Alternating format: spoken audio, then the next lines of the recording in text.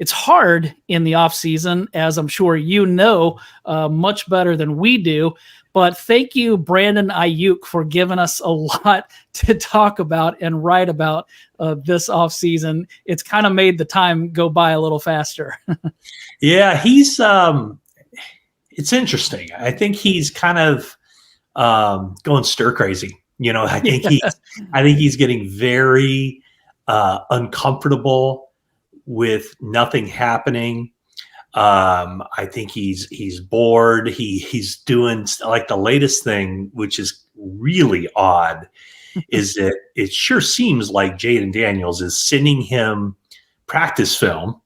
Yeah. And then in which, if I were the Commanders, I'm sure there's already been a conversation like, dude, what are you doing? And so, yeah, that was kind of odd that apparently, Brandon Aiyuk puts up on his TikTok that he's watching Commanders game or practice film. And so that would be a concern, certainly for the Commanders, number one. And then Aiyuk maybe not showing the greatest judgment in the world by putting that out there either. So it was interesting to listen to him on the Pivot podcast because he really seemed conflicted. And he would say something and then 5 seconds later kind of say the opposite. So you kind of got the sense that it's kind of getting to him, this uncertainty of whether he's going to get a multi-year contract extension from the 49ers this offseason. Well, I wanted, while we're talking about Aiyuk, I wanted to ask you this because you have I've heard you a couple of times kind of warn 49ers fans that, hey, this may not end the way that we're all expecting, where he signs the extension like Deebo Samuel did, or Nick Bosa, Fred Warner, George Kittle, those guys. What do you think might happen between Brandon Aiyuk and the 49ers? Oh, I have no idea, but I can tell you, what the scenarios are. Now, remember, with George Kittle, with Fred Warner, with Deebo Samuel, and also with Nick Bosa, each of the past 4 seasons or off seasons, they've signed big money guys to market value contracts.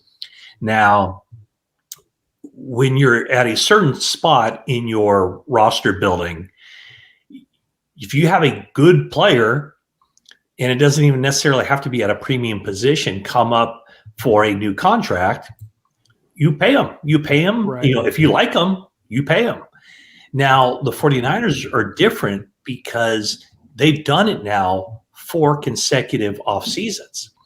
And then they readjust Christian McCaffrey's contract. And, it doesn't even include Trent Williams' contract. And so at some point, if your roster is full of really good players, you can't continue to pay market value. Right. It doesn't work. They did that. I was really surprised that they did it in 2020, mid-March of 2020, when they decided to go ahead and trade DeForest Buckner, because to me, he was like everything you wanted. He was Fred Warner. He was George Kittle. He was the guy that great on the field, great in the locker room, great everything. And so they made the decision then that they were going to part ways with DeForest Buckner, get something for him. They were under the impression that Javon Kinlaw would be a good player in 4 years or through the course of his 4-year contract. That never happened. But then they were also able to trade back one spot, get Brandon Aiyuk, while also retaining Armstead and Jimmy Ward.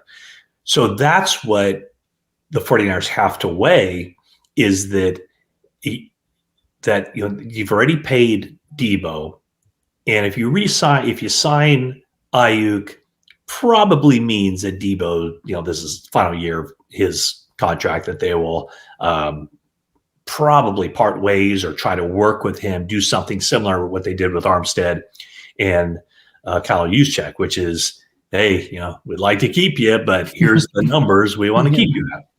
So at some point, behind the scenes, Prague Marate is running the numbers and saying, okay, here's the scenario. We can keep Brandon Aiyuk, but it might mean that a year from now, both Diamador Lenore, Charvarius Ward, Dre Greenlaw, Aaron Banks, those guys are gone. So that's where I think the first thing that I started to look at was right around the draft. I was always of the opinion from the season ended, they'll keep Brandon Aiyuk. You got to keep Brandon Aiyuk. He's a really good player. But then, when they re-sign Jennings to a good contract for a number 3 receiver, and, after taking another receiver in the first round, heck, this year he might be the number 4 receiver. Well, they're paying him, $7.5 million a year. And then, they redo McCaffrey's contract. So it just makes me pause a little bit. Whereas the previous 4 years, I didn't see any scenario where they wouldn't get the deals done with the 4 guys I previously mentioned.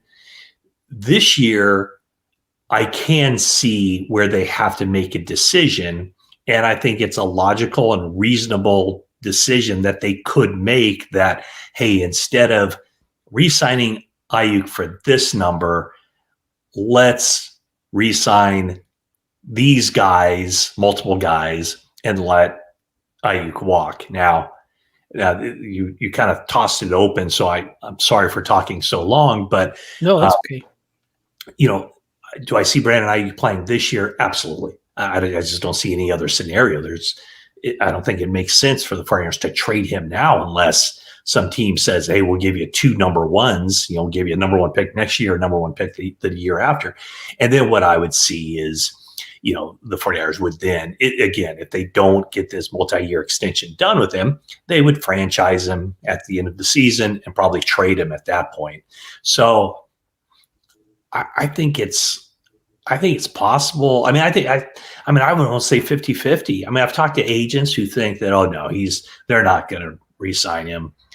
Other people I talk to say, yeah, I think, they got to give Purdy, got to keep Purdy's favorite target in there. The other philosophical conversation is, I know what the market value is for wide receivers, but are they really that valuable? Yeah. Especially in this offense. It's not, especially in this offense. And how many wide receivers were taken in the first round of this draft? So it's not like you can't find plug and play wide receivers. And it almost, again, a long philosophical discussion we could have on this, but gosh, doesn't it almost make sense to just draft wide receivers every year? And if you can keep a guy on a second contract at a reasonable price, you do it. But if he's up around that $30 million mark, I don't know, just keep that conveyor belt rolling, because it just seems like there are too many really good wide receivers for wide receivers to have that place in the market that they currently have.